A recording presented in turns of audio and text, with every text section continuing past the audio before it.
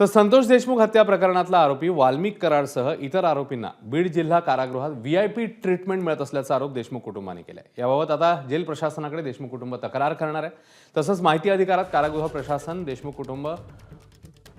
कारागृह प्रशासनाकडे सीसीटीव्ही फुटेजही मागणार आहे। कारागृहातील अधिकारी बक्सार मुलानी आणि कर्मचारी ज्ञानेश्वर डोईफोडे, कृष्णा डाकणे, सुधाकर मुंडे सहकार्य करत असल्याचं म्हटलेलं आहे। याची दखल न घेतल्यास मुख्यमंत्र्यांकडे तक्रार करण्याचा इशारा देण्यात आला।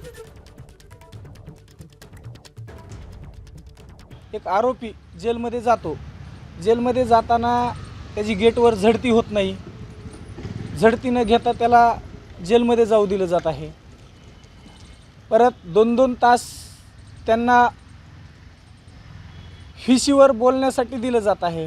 हे नेमकं कुणाला बोलत आहेत, हे लोक कुणाला बोलत आहेत, काय बोलत आहेत, किंवा जेलमध्ये बसून त्यांच्या केसचं बाहेरचं नियोजन लावत आहेत किंवा काय करत आहेत। त्यांना गुप्त रूममध्ये सीसीटीव्ही बंद करून त्यांची चर्चा होती, तिथं बाहेरच्या लोकांना त्यांना भेटी दिल्या जात आहेत, वेगवेगळे प्रकार तिथं घडत आहेत। संतोष देशमुख हत्या प्रकरणातील आरोपींना व्हीआयपी ट्रीटमेंट मिळत असल्याची तक्रार यापूर्वीच केल्याचं धनंजय देशमुखांनी म्हटलं। यानंतर आता लेखी तक्रार करण्याचं त्यांनी सांगितले। दरम्यान त्यापूर्वी जेल प्रशासन वास्तव समोर आणतं का याची वाट पाहतोय असंही धनंजय देशमुख म्हणतायत। तर आरोपींना व्हीआयपी ट्रीटमेंट मिळत असल्यास संबंधितांवर कारवाई व्हावी अशी मागणी धनंजय देशमुख यांनी केली आहे।